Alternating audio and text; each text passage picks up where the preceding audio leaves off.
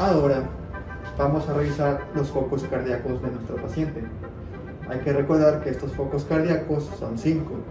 El primero, que es el aórtico; el segundo, que es el pulmonar; el tercero, el accesorio; el cuarto, el tricuspidio; y el quinto, que es el mitral.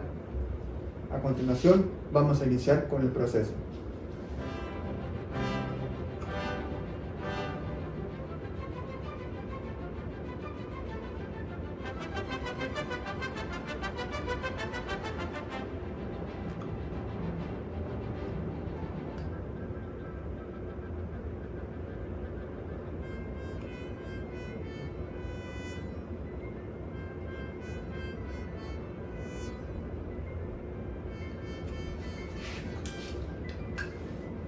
Y terminamos.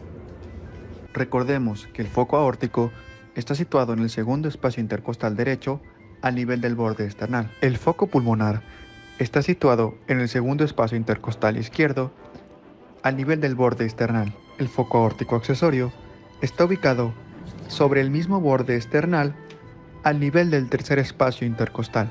El foco tricuspidio está situado en el cuarto espacio intercostal a nivel del borde izquierdo del esternón.